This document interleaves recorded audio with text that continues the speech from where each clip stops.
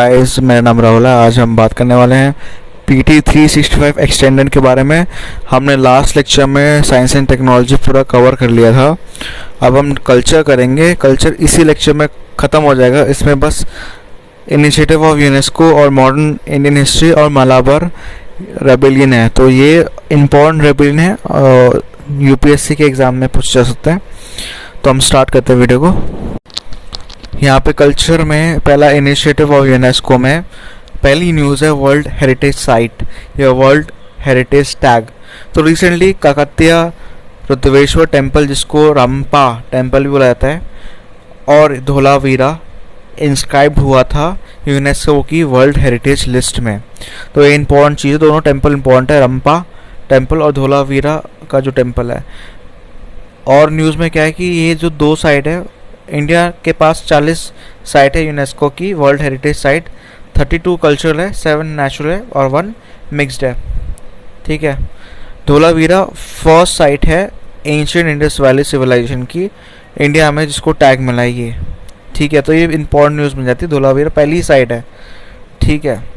इसके अलावा ये साइट जो है यूनेस्को नॉमिनेट करता है और ये एम्बॉडीड होती है इंटरनेशनल ट्रीटी में, जिसका नाम है convention concerning the protection of the world culture and heritage, national heritage adoption 1972। इसमें कुछ इंडियन साइट्स भी है जो इंक्लूड हुई थी टेंटेटिव लिस्ट में यूनेस्को की वर्ल्ड हेरिटेज साइट्स में। तो यहाँ पे इंडिया की भी अपनी वर्ल्ड हेरिटेज साइट होती है, वर्ल्ड की तो रहती है ऑब्वियसली। तो यहाँ पे इंडिया की अगर देखो वर्ल्ड हेरिटेज साइट तो बहुत सारी हैं। ठीक है।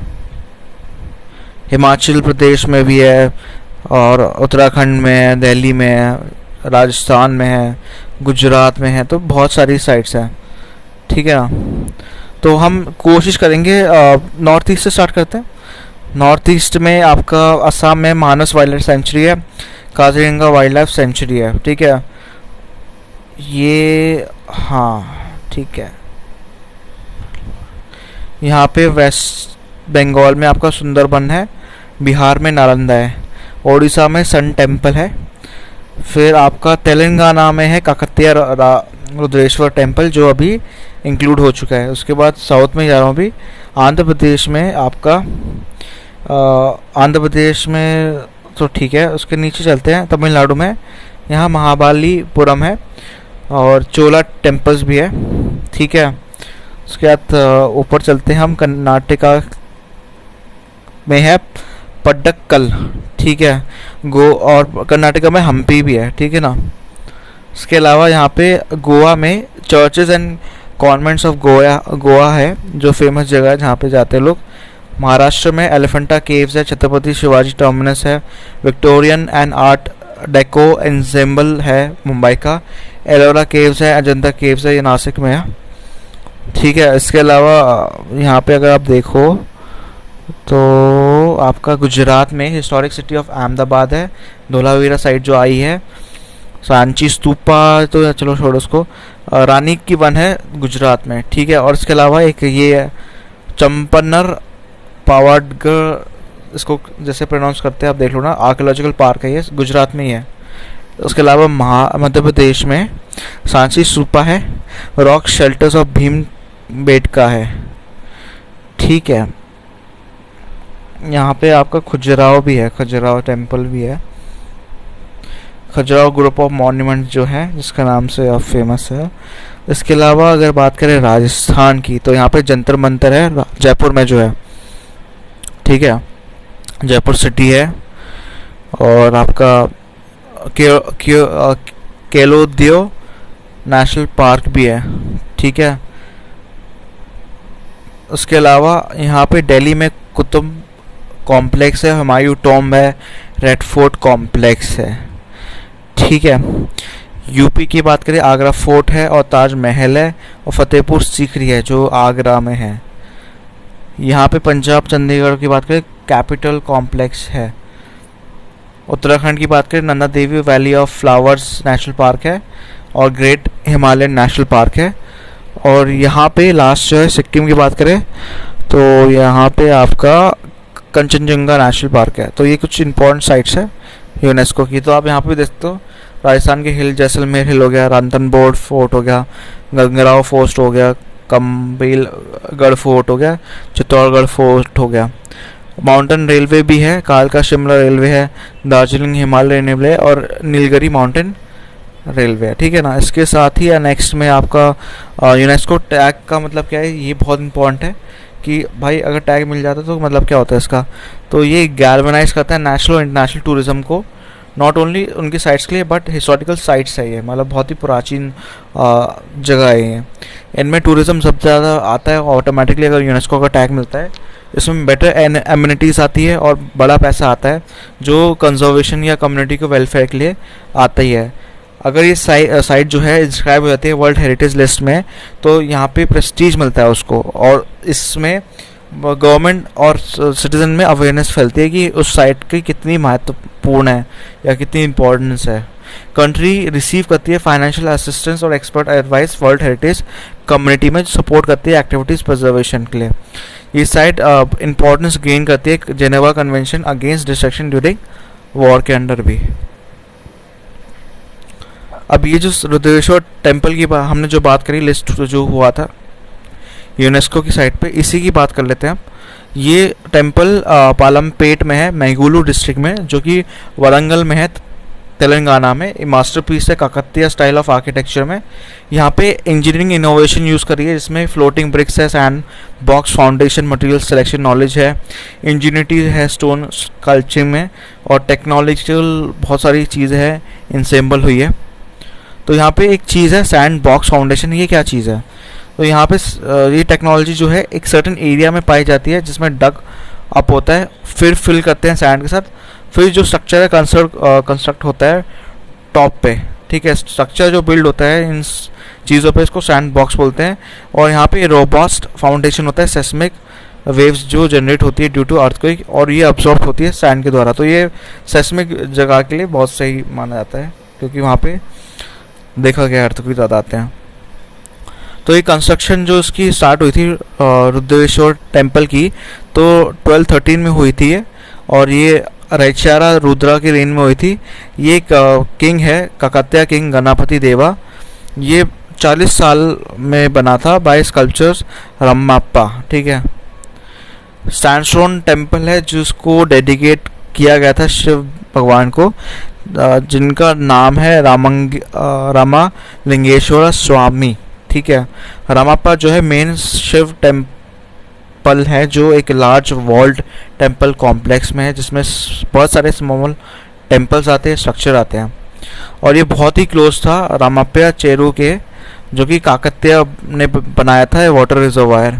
टेम्पल का जो बिल्डिंग है वो 6 फीट का है, हाई है, और स्टार जैसे शेप है इसका, जो अगर आप ऊपर से देखोगे तो उसका स्टार शेप है, जिसमें बहुत सारी क्या कहते हैं इंट्रिकेट कार्विंग है बीम्स की, और पिलर्स जो हैं कार्व्ड होते हैं ग्रानाइट और डेलोडी कुछ मटेरियल होते हैं। इसमें पिरामिड टाइप का विमाना जैसे स्ट्रक्चर होता है, जैसे आप साउथ के टेम्पल देखोगे तो पिरामिड जैसे होते हैं ऊपर से, अगर आप देखो विमान जो होता है, जो यहाँ के नॉर्थ में आपका शिकारा जैसे बोलते हैं, तो वो होता है। लाइट वेट पोरस ब्रिक्स है यहाँ पे, फ्लोटिंग ब्रिक्स है जिसमें बड़े सारे रिडक्शन कर रखा है weight of roof structure. Bricks जो है यहाँ पे क्ले के बनाए जाते हैं जिसमें आर्काइव वुड है, चाफ है, माइरोबैलम है, ट्री है, जो एक स्पॉन्ज लाइक और फ्लोटिंग होती है आपकी वाटर पे। ये चेम्बर टेम्पल का क्राउन होता है शिकारम के अंदर, और ये प्रदक्षिणा पथ के साथ सराउंड होता है।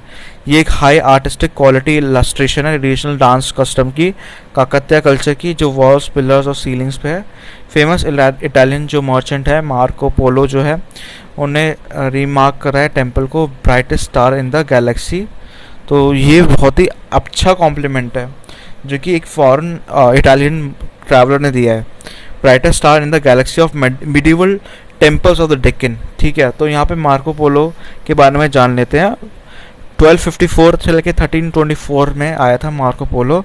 वेतिनियन मर्चेंट जो है ने बिलीव करा था ये अपनी जर्नी जो है, अपनी जर्नी बहुत ही ज़्यादा क्या कहते हैं एक्सप्लोर करा था, और ये मंगोल एम्पायर के हाइट पे ने एक्सप्लोर करा था। इन्हें सर्व करा था मंगोल रूलर कुबली खान को, जिनने भेजा था उनको स्पेशल मिशन पे बर्मा और इंडिया में मार्को पोलो ने जो वो रुके थे वो तमिलनाडु और केरला में रुके थे 1289 से लेके 1293 में, ठीक है ना। तो यहाँ से आप समझ सकते हो मार्को पोलो ने इस टाइम पे बहुत ज़्यादा चीज़ें विटनेस करी, जैसे कैसे लोग कपड़े पहनते थे, क्या किंग वेयर करते थे, मतलब उनकी ज्वेलरीज देखते थे, और बड़े सारे उनको कैसे लोगों को क्या फैसिनेशन थी पान के साथ, और उनने अपना जैन मॉन्ग पे चीज़ें लिखी थी कि कैसा इनका सिंपल लाइफस्टाइल है। मार्को पोलो जो थे, पोलो जिसको भी इनको प्रोनाउंस करते हैं, इन्हें प्रेस करा था रुद्रमा देवी रूल को, ठीक है। और उनने बड़े सारी चीज़ें लिखी थी ट्रैवलर्स ऑफ मार्को पोलो, और यहाँ पे बड़े सारे नोट्स उन्होंने लिखे थे जब वो अपने एक्सप्लोर कर रहे थे, ठीक है।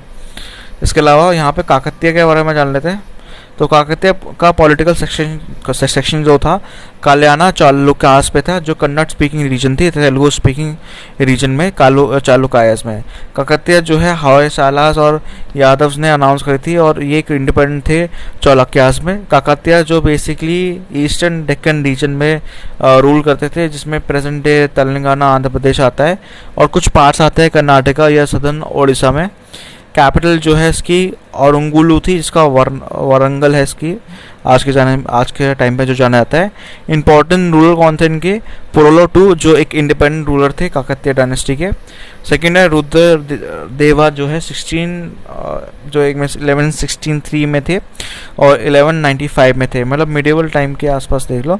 इन्हें एक्सप्लॉइट करा था डिस्क्रिप्शन फेमस इंस्क्रिप्शन की रुद्रस्वा टेम्पल में अनुमकोंडा। इस इंस्क्रिप्शन बहुत ही एविडेंट था कि उन्होंने डिफीट करा था लार्ज नंबर ऑफ चालुकायस फिड्यूशरीज को, जो कि उस किंगडम में टाइम थे।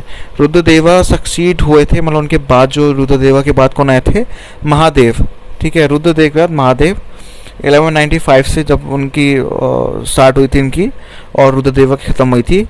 उसके बाद उन्होंने 2 साल या 3 साल रूल करा था 1998 तक, मतलब 3 साल करा था।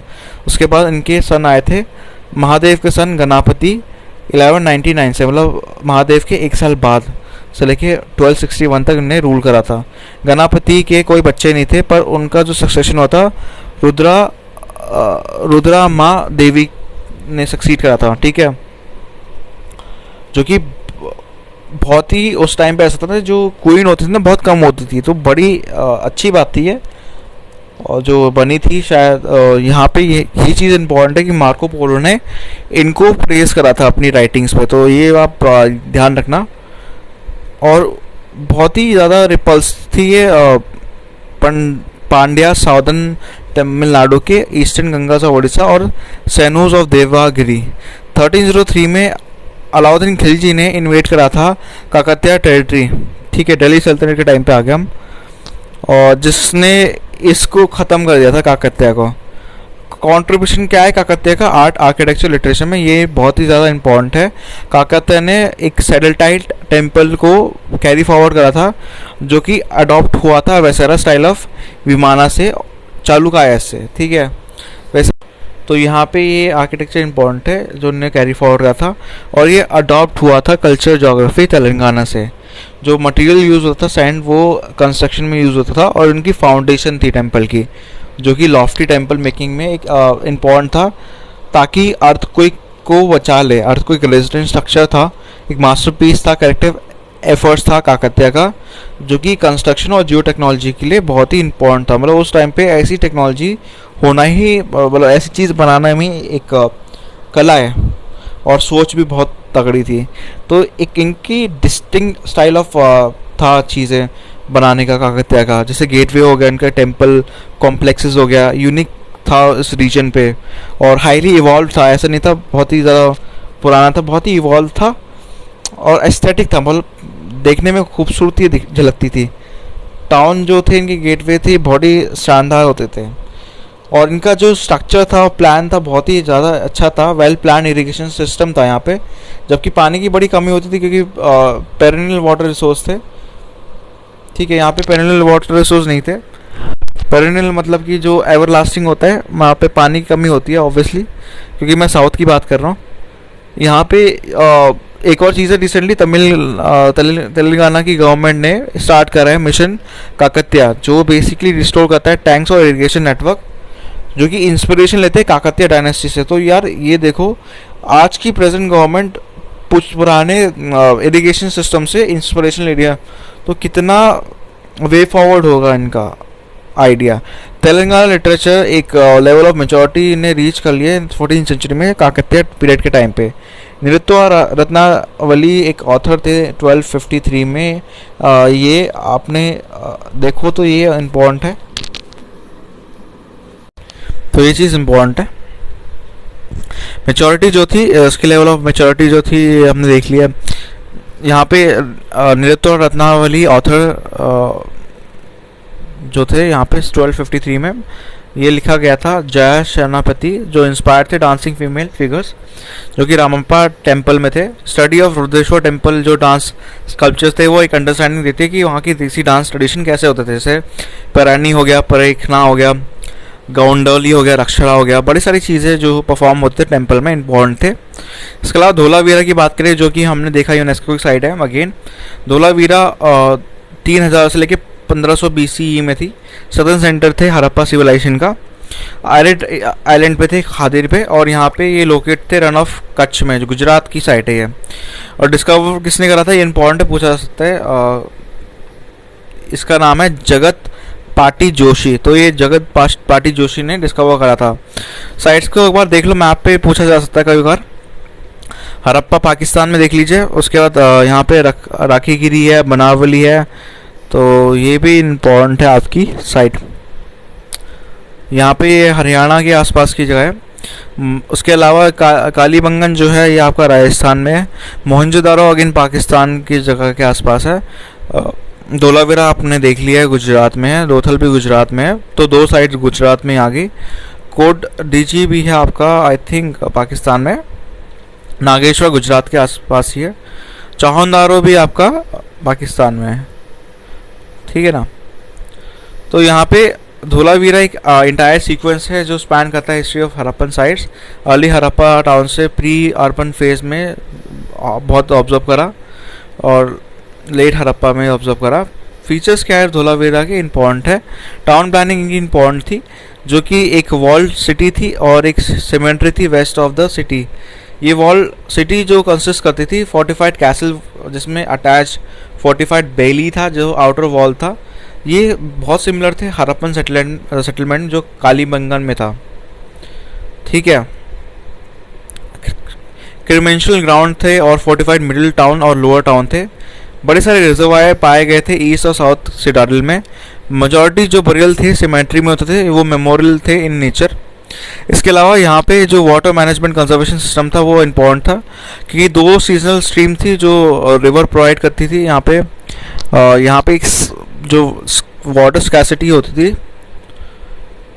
इस रीजन में, यहाँ पे वाटर डाइवर्ट होता था सीजनल स्ट्रीम्स पे, स्कैंटी प्रेसिपिटेशन होता था, और ग्राउंड जो था सोर्स था स्टोर होता था लार्ज स्टोन कट रिजर्वायर में, और ये एक्सटेंड होता था ईस्टर्न और सदर्न फोर्टिफिकेशन में। जो एक्सेस था वाटर का वो बहुत ही कम यहाँ पे था। फ्यू रॉक कट वेल्स थे जो बहुत ज़्यादा एविडेंट थे इस सिटी में। इसके अलावा आर्टिस्टिक और टेक्नोलॉजिकल एडवांसमेंट की बात करें तो बीट प्रोसेसिंग वर्कशॉप थी।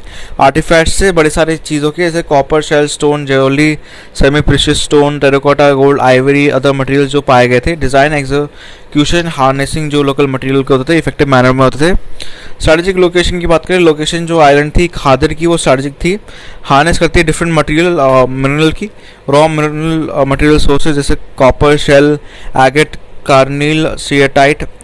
फैसिलिटेट करती इंटरनल और एक्सटर्नल ट्रेड को। मगन था मॉडर्न डे ओमन पेनिनसुला और मेसोपोटामिया रीजन। इसके अलावा अदर फीचर्स की बात करें, सेटलमेंट जो था सुरुक टोड़ा था, जूनी कुरान था गुजरात में जो इंडिकेट करते हैं इंस्क्रिप्शन।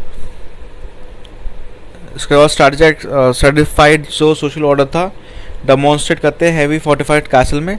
सेरेमोनियल ग्राउंड जो स्ट्रीट्स और हाउस पे था। वॉल्स जो थे मेड थे स्टैंडस्टोन के, लाइमस्टोन के, इंस्टेड ऑफ मग ब्रिक्स जो यूज़ होते थे हड़प्पन साइड पे। बड़े सारे यूनिक फीचर्स थे धोलावीरा के, जिसमें कास्केडिंग सीरीज थी वाटर रिसोर्सेज की। यहाँ पे आउटर फोर्टिफिकेशन था, 2 मल्टी पर्पस ग्राउंड्स बनाए गए थे, यूनिक डिज़ाइन था, बड़ी सारी चीज़ें थी। इसके अलावा यहाँ पे जो 7.1.4 था लिस्ट है टेंटेटिव वर्ल्ड हेरिटेज साइट की। आइकॉनिक रिवर फ्रंट जो हिस्टोरिक सिटी थे वाराणसी की, यहाँ पे इम्पॉर्टेंट है उत्तर प्रदेश में। 6.5 लॉन्ग रिवर फ्रंट था रिवर गंगा, जो प्रेजेंट व्यू करता है मैग्निफिसेंट आर्कोलॉजिकल रो, लॉफ्टी बिल्डिंग थी, होली साइट्स थी और घाट्स थे वाराणसी में। तो ये चीज़ भी इम्पोर्टेंट है। एक मिनट पॉज। यहाँ पे 84 स्टेपी घाट्स थे जो बहुत ही यूनिक इंडियन टाइपोलॉजी में थे। और ये आप देखो तो यहाँ पे आप देखो तो बड़ी सारी चीज़ें भी हैं। आर्किटेक्चरल इंफ्रास्ट्रक्चर जो था रिवर का बड़ा तगड़ा था उस टाइम पे। 5 घाट जिसको पंचतीर्थ बोलते थे वो मेंशन है एंशिएंट टेक्स्ट मत्स्य पुराना में। 80 दशा अश्वमेधा अश्वमेधा जो इसको बोला जाता है, प्रोनाउंसिएशन में गड़बड़ी हो सकती है, आप माफ़ कर दो ना। दशवा अश्वमेधा जो है इसमें इम्पोर्टेंट है। मणिकर्णिका है तो मूवी के टाइटल से याद कर सकते हो आप। पंचगंगा है जो मानी जाती थी कि यहाँ पे 5 जो रिवर है मिलती थी पंचगंगा।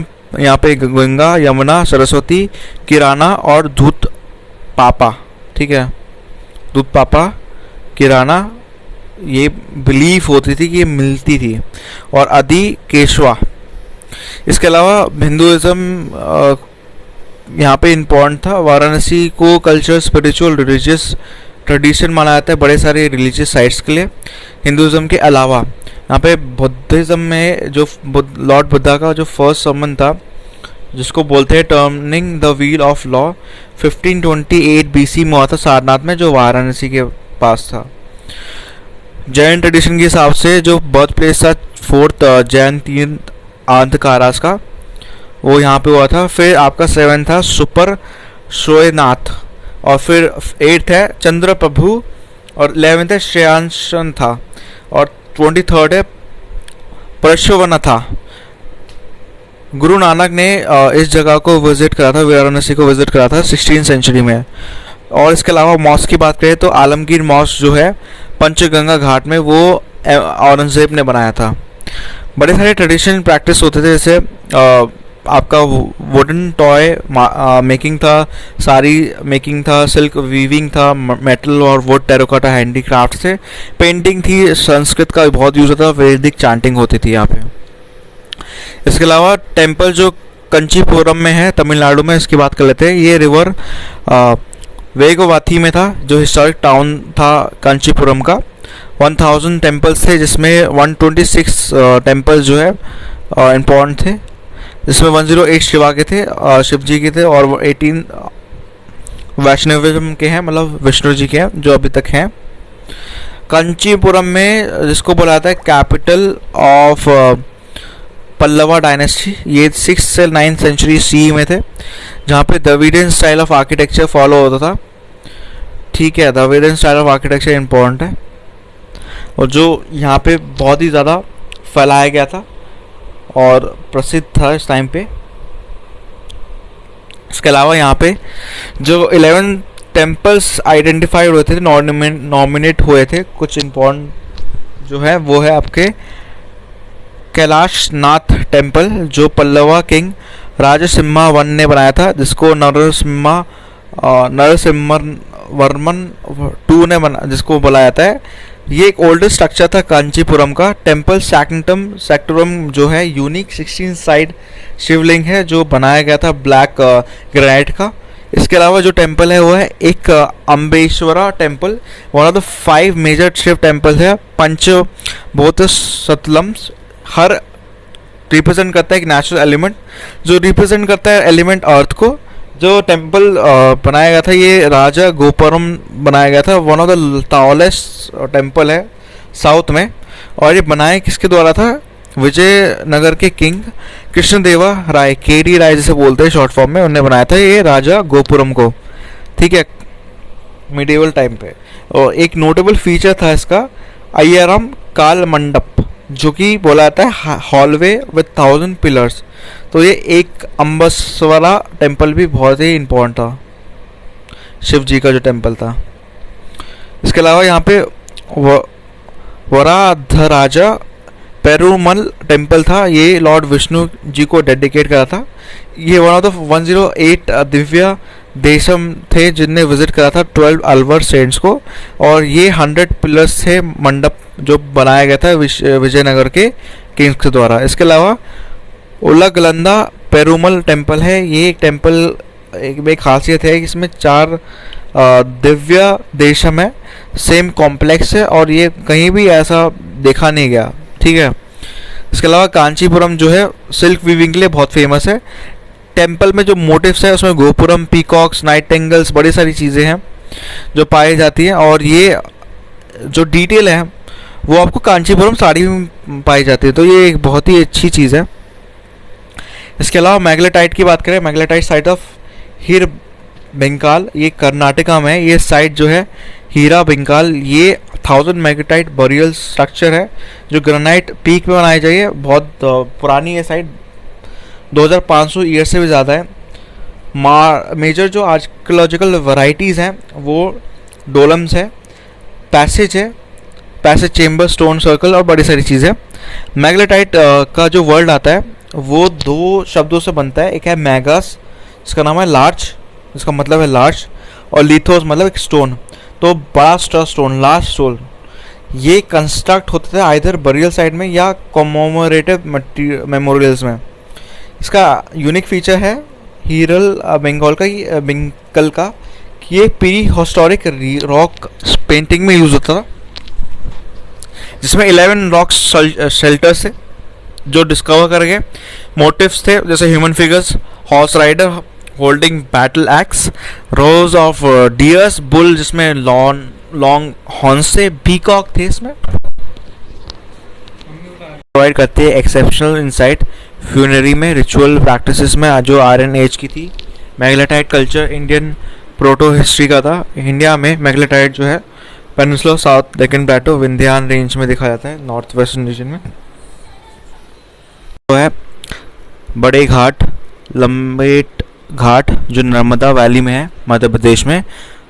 बड़े घाट एक ऐसी जगह है जो रिवर नर्मदा में है और ये फ्लो करती है आपका इस जगह पे, और इसका जो क्या कहते हैं डीप गॉर्ज है वो 30 मीटर का है, और ये फॉर्म करती है धुरंधर फॉल जो कि फ्लो होती है नैरो गॉर्जेस से, ठीक है।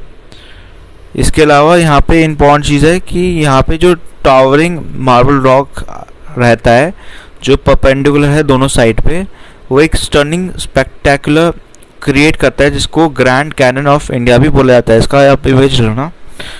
बंदे घाट एरिया एक एग्जाम्पल है रीजनल मेटामॉर्फिज्म लाइमस्टोन का, जिसमें शॉर्ट डिस्टेंस जो है 2 to 3 किलोमीटर्स का है वर्ल्ड में। इसके अलावा डायनासोर के जो फॉसिल है वो भी पाए गए हैं नर्मदा वैली में, तो इसलिए इम्पोर्टेंट बन जाता है, इस एरिया में पाए गए हैं। नर्मदा जो है ओरिजिनेट होती है अमरकंटक से और वो फ्लो होती है वेस्ट में रिफ्ट वैली में जो है आपका सतपुरा और विंध्या रेंज में। इसके अलावा सतपुरा टाइगर रिजर्व है, मध्य प्रदेश से न्यूज़ आ रही है। ये लोकेटेड है होशंगाबाद।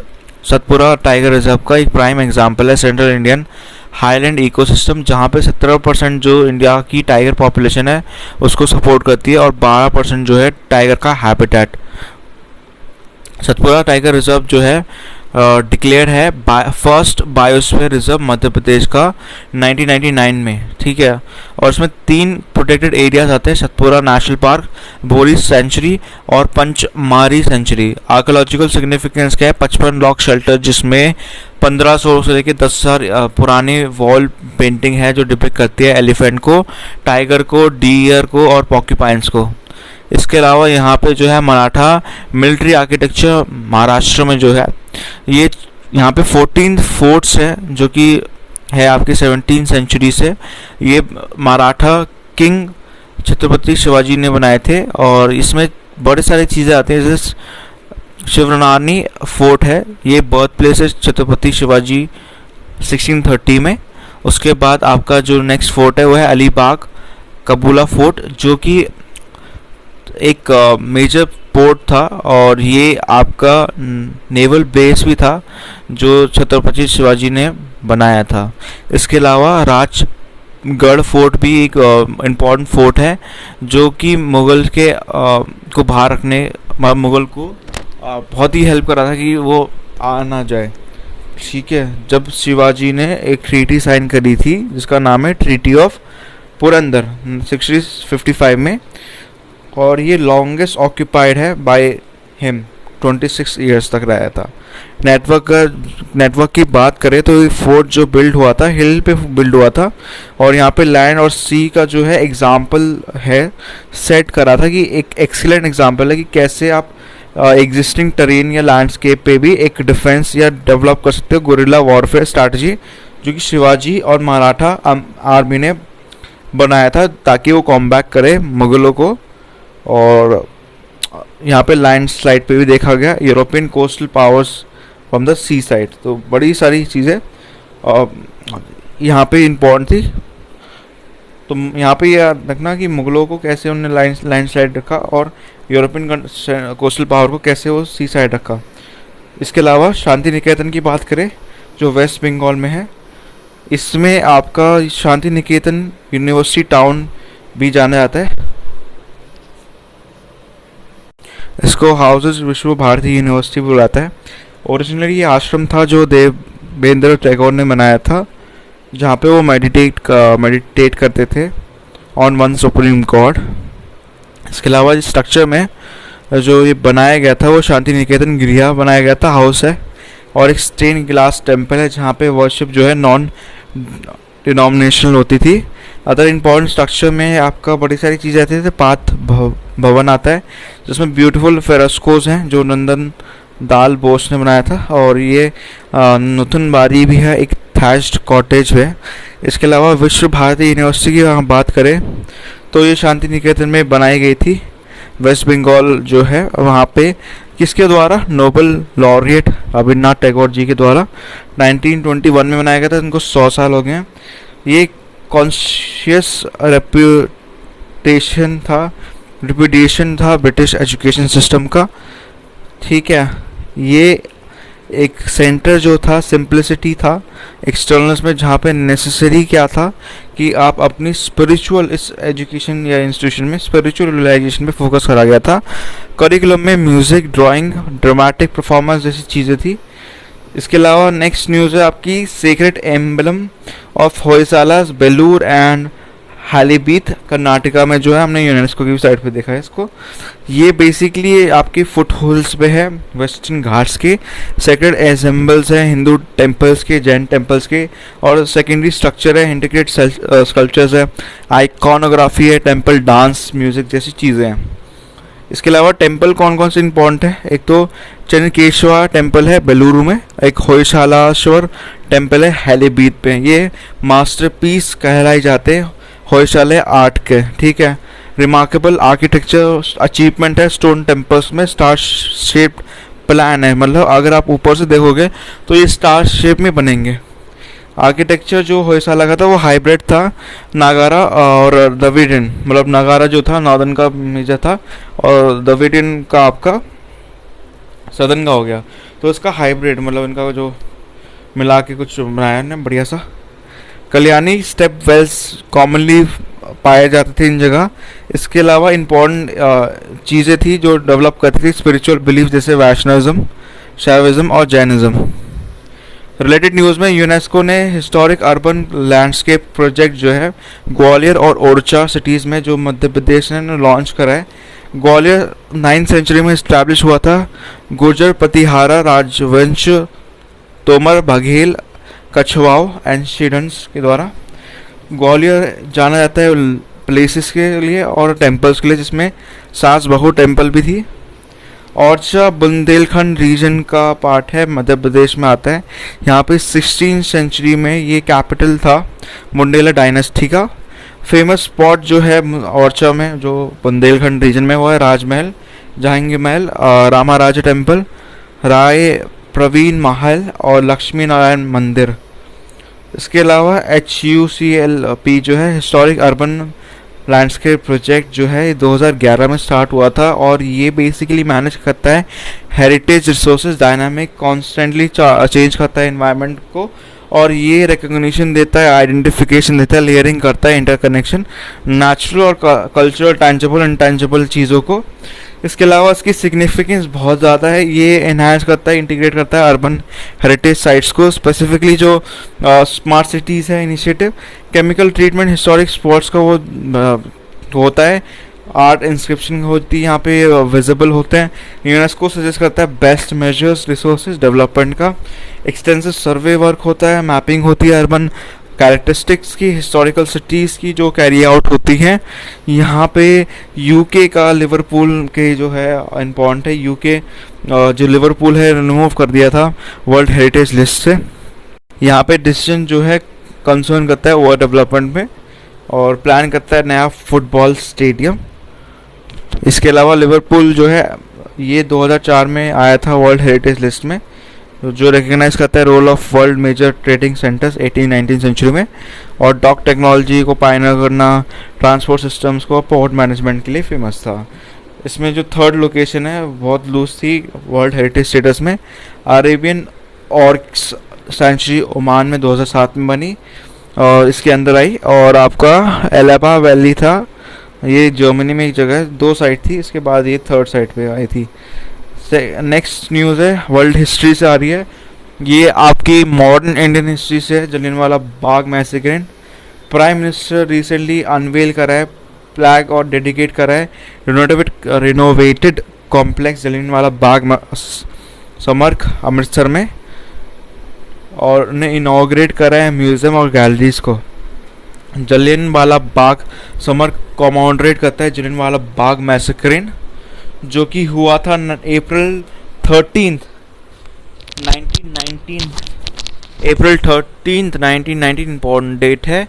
मेमोरियल सेटअप हुआ था Jallianwala Bagh national memorial act 1951 और रिसेंटली अमेंड हुआ था 2019 में। ये फर्स्ट नेशनल मॉन्यूमेंट है कंट्री का जो गवर्न होता है एक्ट ऑफ पार्लियामेंट के द्वारा, जिसमें प्राइम मिनिस्टर चेयरपर्सन है। रिसेंटली रिनोवेट होता है ये एनबीसीसी के अंडर, जो सुपरविजन करती है 5 मेंबर कमेटी, जो कि हेड होते हैं, इनके जो हेड है वो डीजी हैं आर्कियोलॉजिकल सर्वे ऑफ इंडिया के, और फंड मिनिस्ट्री ऑफ टूरिज्म के अंडर आते हैं।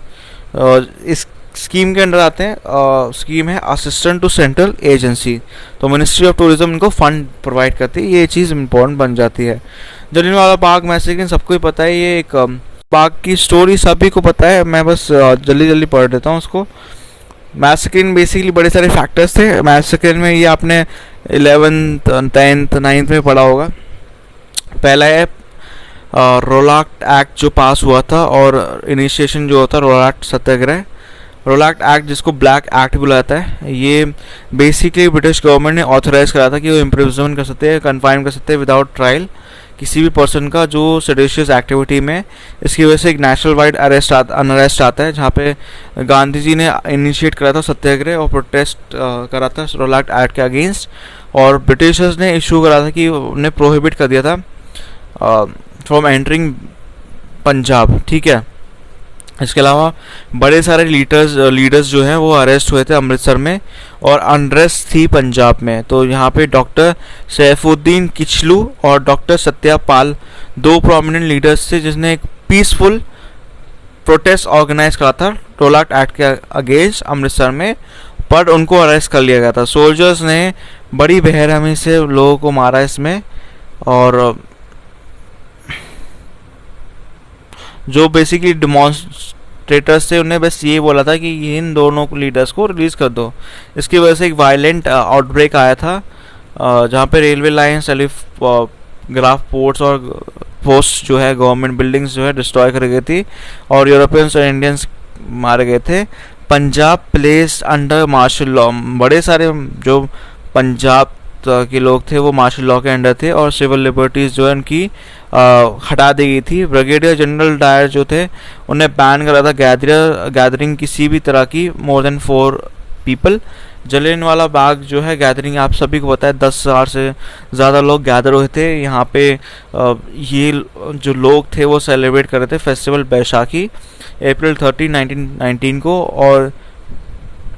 और ये बेसिकली प्रोटेस्ट कर रहे थे against, peaceful protest against the two leaders. इसके अलावा यहाँ पे जो मैसेक्रेन था, ये ब्रिगेडियर जनरल डायर यहाँ पे इनके हेड थे, जिनने सारे ट्रूप्स को लेके ब्लॉक कर दिया। एक ही एग्जिट थी और बेरहमी से सबको मार दिया विदाउट गिविंग एनी वार्निंग। और फायरिंग 10 से 15 मिनट तक चली गई और उसके बाद जब एम्यूनेशन ख़त्म हो गए तो टोटल एस्टिमेट जो है डेथ जो जनरल डायर ने दिया है और मिस्टर आर्विंग ने दिया वो 291 थे। ठीक है, तो ये बायस्ड भी हो सकते हैं, ज़्यादा भी हो सकते हैं लोग। 10,000 की गैदरिंग थी, तो इनके जो एस्टिमेट होंगे वो उनके हिसाब से होंगे। हाउएवर जो रिपोर्ट्स थी, जो कमेटी थी मदन मोहन मालविया, उनने फिगर लाया था 500 का।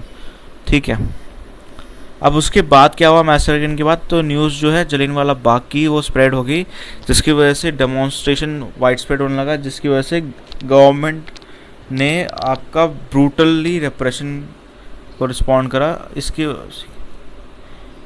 ठीक है, इसके बाद महात्मा गांधी जी ने जो है सत्याग्रह को कॉल ऑफ करा था। रविंद्रनाथ टैगोर जी ने अपना जो उनको नाइटहुड का जो खिताब मिला था ये वो हटा दिया था in protest, in support of protest. October 1919 में एक कमेटी बैठती है, डिसऑर्डर्स इंक्वायरी कमेटी, जिसको हंटर कमीशन बुलाया जाता है, वो फॉर्म हुआ था। हंटर कमीशन वैसे बहुत लोगों को कन्फ्यूजन भी हो सकती है, एजुकेशन से भी रिलेटेड है, तो याद रखना बस डेट का ये 1919 में वो सिर्फ एक ही हंटर कमीशन बैठा था जो आपका मैसेक्रेन को इंक्वायर करता है। 1920 में कमीशन जो है वो उन्हें सेंसर करा था डायर को फॉर हिज एक्शन और उनको रिज़ाइन कर दिया था, रिज़ाइन करा था एज अ ब्रिगेडियर कमांडर को रिज़ाइन कर दिया था। उनको इन्फॉर्म कर दिया था कि उनको कोई फर्दर एम्प्लॉयमेंट नहीं मिलेगी इंडिया में। लेटर 1940 में क्या हुआ था, वो फिर मतलब जब 1920 में उनको रिज़ाइन कर दिया था तो वो अपना ब्रिटेन में चले गए थे, तो वो ब्रिटेन में ही रह रहे थे आराम से। ठीक है, मतलब उनको कुछ हुआ नहीं था, उनको बस भेज दिया गया था। 1940s में कैक्सटन हॉल में जो लंदन में है, उधम सिंह एक इंडियन फ्रीडम फाइटर थे, उनने मार दिया था मिशेल और डायर को, जो लेफ्टिनेंट गवर्नर थे पंजाब के इस मैसेक्रेन में, जिनने अप्रूव करा था डायर्स के एक्शंस को और इम्पोज करा था मार्शल लॉ पंजाब में आफ्टर द फायरिंग। देबाई ये इंश्योर करता था कि ये न्यूज़ बाहर ना जाए। ठीक है, तो उधम सिंह थे जिनने उनको फिर बदला ले लिया बेसिकली। ठीक है, और आई थिंक मूवी भी आ रही है इस पर जो बहुत ही जल्द आएगी। इस इंसिडेंट ने बहुत ज़्यादा आउटरीच बढ़ा दिया था नॉन कोऑपरेशन मूवमेंट के लिए, मतलब एक रास्ता बना दिया था। 1920s और 22 तक नॉन कोऑपरेशन मूवमेंट जो था वो चला था, जिसने एक डायरेक्शन दे दी थी for the end of British rule in India for 25 years later. और रेटेड न्यूज़ में क्या है, पार्टीशन हॉरर रिमेम्बरेंस डे भी होता है। गवर्नमेंट ने डिक्लेयर करा था 8 अगस्त 14 जो कि ऑब्जर्व कराया जाएगा पार्टीशन हॉरर्स रिमेम्बर्स डे, जो कि कॉमोमरेट करते हैं स्ट्रगल्स और सेक्रीफाइस मिलियन जो डिस्प्ले हो गए थे या जिनने अपनी ज़िंदगी खो दी थी पार्टीशन में। और ये बेसिकली माउंट बैटन पे बेस था, जो 3 जून का प्लान था। 18 जुलाई 1947 में इंडिया इंडिपेंडेंस एक्ट 1947 में जो ब्रिटिश पार्लियामेंट ने रिसीव करा था रॉयल असेंट, जिन्हें डिवाइड कर दिया इंडिया को 2 इंडिपेंडेंट डोमेन में और डोमिनेंट स्टेटस में, इंडिया और पाकिस्तान। इसकी वजह से माइग्रेशन हुआ, बड़े सारे लोग ने अपनी लाइफ खो दी और उनको बड़ी सारी दिक्कतें झेलनी पड़ गई। ठीक है, इसके अलावा यहाँ पे जो अलग न्यूज़ है हिस्ट्री से ही है, वो है मलाबार या मोलफा, जिसको भी इसको प्रोनाउंस करते हैं रेबेलियन, इम्पोर्टेंट रेबेलियन है। मलाबार रेबेलियन के लीडर्स जो है वरम कुन्नट और कुन हमीद, हाजी अली मोसिलियर और 387 जो लोग थे जिनको मोलफ मार्टियर्स बुलाता है, उनको रिमूव कर दिया है from the dictionary of martyrs of India's freedom struggle. ठीक है, और एक 3 मेंबर की पैनल बनाई गई थी जिन्हें रिव्यू करा था इनकी एंट्रीज को 5th वॉल्यूम ऑफ डिक्शनरी, जो कि लाई गई थी Indian council of historical research ICHR क्या है, एक ऑटोनॉमस ऑर्गेनाइजेशन है, मिनिस्ट्री ऑफ एजुकेशन के अंदर आती है, 1972 में आई थी, सोसाइटीज रजिस्ट्रेशन एक्ट के अंदर रजिस्टर्ड थी। प्राइमरी एम और ऑब्जेक्टिव ICHR का था कि वो डायरेक्शन देती है हिस्टोरिकल रिसर्च को, इंकरेज करती है फोस्टर ऑब्जेक्टिव को और साइंटिफिक राइटिंग हिस्ट्री की। इसके अलावा यहाँ पे ये अंडरस्टूड था कि ये डिलीशन कर रहे हैं, क्योंकि ये उन्हें ये लगा 1921 का रिबेलियन था, वो पार्ट नहीं था इंडिपेंडेंस स्ट्रगल का, बट एक फंडामेंटलिस्ट मूवमेंट था। ये कंक्लूड करा था कि हाजी जो थे वो आपका राइटर थे और उन्होंने इस्टेब्लिश करा था शरिया कोर्ट को और बड़े सारे मोलब मार्टियर्स को जो कि अंडर ट्रायल बिजनेस के लिए थे और वो मर गए थे क्लोरा और नेशनल कॉजेस की वजह से, जो उनको ट्रीट नहीं करा गया as a martyr. Malabar rebellion क्या है, ये एक मोलापा राइट्स के लिए भी जाना जाता है, जो एक आर्म्ड अपरेजिंग था मुस्लिम टेनेंट्स का against British rules and local Hindu landlords के अगेंस्ट था। ये परसीव करा जाता है ये क्या कहते हैं, one of the first nationalist uprising जो सदर्न इंडिया में हुई थी, और इसको पेजेंट रिवॉल्ट भी डिस्क्राइब करा जाता है। ये अकर हुआ था ब्रॉड स्पेक्ट्रम में खलीफा द नॉन कोऑपरेशन मूवमेंट में, जो महात्मा गांधी जी ने लेड करा था। इसके अलावा यहाँ पे मोलापा की बात करें तो ये मुस्लिम टेनेंट्स थे जिनको का नाम मंदार्स बोला जाता था, और कल्टिवेटर्स थे वरम पट्टमारस जो इनहैबिटेड करते थे मलाबार रीजन, मतलब केरला में। मोस्टली ये आपका लैंडलॉर्ड्स थे, जहाँ पे बेसिकली ये टेनेंट्स थे और ये लड़ रहे थे अगेंस्ट द लैंडलॉर्ड जो हिंदू थे, अपर कास्ट हिंदू थे, जन्मी और या जेनेमीज। मोलापास ने बहुत ज़्यादा गेन करा prominence over landlords during Mysorean invasion, जो हैदर अली और टीपू सुल्तान के टाइम में हुआ था।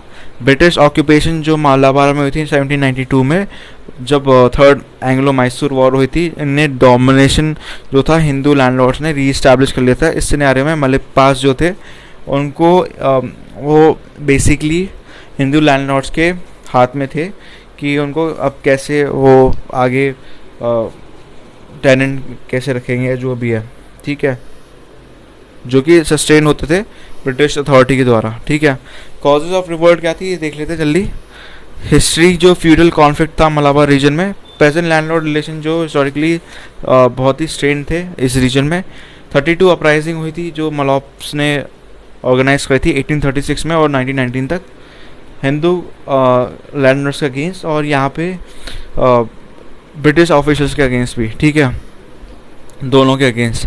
एग्रीगेटिंग डिस्कम्फर्ट की बात करें, इकोनॉमिक कंडीशन जो मप्पिला टेनेंट्स की थी वो डेटोरेट हो रही थी क्योंकि ऑपरेसिव ब्रिटिश पॉलिसी थी जिसमें वो बड़े सारे चार्ज करते थे, इनसिक्योर टेनेंसी थी और रैक रेंटिंग थी और एवक्शन थे, फोर्स जो थे, और इसकी वजह से उनको anti British anti feudal sentiments लगे। पॉलिटिकल मोबिलाइजेशन था मैपिलीस का, यहाँ पे कांग्रेस ने रीच आउट करा मैपिलीस कल्टिवेटर्स को कि वो मोबिलाइज कर रहे हैं उनको और सपोर्ट कर रहे हैं फॉर इंडिपेंडेंस थ्रू कैलिफाइट, सपोर्ट करा एग्रीगेटिंग रिफॉर्म्स। कैलिफाइट कमेटी जो फॉर्म हुई थी मलाबार में 1920 में वो एक्टिव बन गई। अगस्त 1920 में गांधी जी ने अलॉन्ग विद शौकत अली जो लीडर थे कैलिफाइट मूवमेंट के, उनने विजिट करा था कैलिफाइट को, स्प्रेड करा था बड़े सारे कंबाइंड मैसेज नॉन कोऑपरेशन में। कैलिफाइट जो थे ये रेजिडेंट थे मलाबार के। 1921 में मलापास जो थे और रिलीजियस इनके जो हेड थे वो है मधुम तंगाल जिनने सपोर्ट करा था इनको नॉन कोऑपरेशन मूवमेंट को। इसके बाद इमीडिएट कॉज में मलापास जो थे वो लीडरशिप के अंदर थे वरीम कुंज हामद हाजी जिनने आर्म्स लिया था 1921 में और फिर खलीफाट मूवमेंट के साथ ये भी जुड़ गए और बड़े सारे रूमर्स फैलने लगे कि प्रोमिनेंट मॉस्क है थिरंगोटी जो उनका उन्हें रेड करा है। कॉजेस क्या है रेबेलियन के, ये बेसिकली कोर्स क्या है इसका, कोर्स मतलब इसका जो स्ट्रैटेजी है या जो भी है बेसिकली गुरिल्ला टाइप का था। अटैक होना था जनमीज पे, पुलिस पे, ट्रूप्स पे, जो बेसिकली सिंबल थे कॉलोनियल्स ब्रिटिशर्स के, उस पर अटैक करा गया। टेलीफोन लाइंस पे, ट्रेन्स पे, कोर्ट्स पे, पोस्ट पे। रेबेलियन जो है मलाबार डिस्ट्रिक्ट पे फैला हुआ था। ब्रिटिश ऑफिशियल और लोकल पुलिस ने वो भग गए वहाँ से और ये बेसिकली कंट्रोल करा गया बाद में टेरिटरी जो थी इंडिपेंडेंट स्टेट घोषित कर दी थी अगस्त 1921 में। हाजी जो उनके रूलर थे। 6 महीने बाद पैरेलल खलीफा रिजीम हेडक्वार्टर्स था नीलमपुर में, और उनका खुद का सेपरेट पासपोर्ट करेंसी और टैक्सेशन सिस्टम था। टेनेंट्स को ग्रांट कर दी थी पावर ओवर द लैंड, और वो कल्टीवेट करते थे अलॉन्ग विद टैक्स इंसेंटिव्स। इसके अलावा जो मूवमेंट था वो प्रोटेस्ट था अगेंस्ट ब्रिटिश अथॉरिटीज़, और इसके बाद फिर कम्युनल एंगल भी आ गया, जिसकी वजह से कम्युनल वायलेंस पे आ गया। मैसेकरेंस, फॉर्सिबल कन्वर्जन, डिस्क्रेशन ऑफ टेम्पल्स जैसी चीज़ें होने लगी इस पार्ट का। ब्रिटिश ने सप्रेस करा इस रिवोल्ट को, इस मूवमेंट को सप्रेस करा अग्रेशन के साथ। गोरखा रेजिमेंट को लाया गया और उन्हें मार्शल लॉ को इम्पोज करा गया। वैगन ट्रेजेडी की बात करें तो 60 मैलिपा प्रिजनर्स थे, वो उनको ले जाया जा रहा था और उनको मार दिया गया था उस वैगन में। इसके लिए इसका नाम रखा है वैगन ट्रेजेडी। ठीक है। इसके अलावा जनवरी 1922 में उन्होंने बैक कर दिया था एरिया को जो रिबल्स ने करा था, कैप्चर कर लिया था की लीडर्स को। हाजी थी वो अरेस्ट हो गए थे और उसको फिर डेथ सेंटेंस मिल गई थी अलॉन्ग विद अदर पर्सन। इसी के साथ ही न्यूज़ खत्म होती है। सोशल मीडिया पे कनेक्ट होना है मेरे साथ, तो आप क्या कर सकते हो, आप डिस्क्रिप्शन पे जाओ, लिंक है इंस्टाग्राम का, टेलीग्राम का, आप चेकआउट कर सकते हो और आपको ऐसे ही कुछ डेली के मिल जाएंगे। यहाँ पे आप चेकआउट सकते हो, डेली आती है वीडियोस, तो आपके लिए इजी रहेगी। इसी के साथ ही आपको जानना है माइक कौन सा यूज़ करता हूँ या बुक कौन सा यूज़ करता हूँ मैं, तो उसका भी लिंक डिस्क्रिप्शन पे, आप अमेज़ॉन से बाय कर सकते हो अगर आपको चाहिए तो।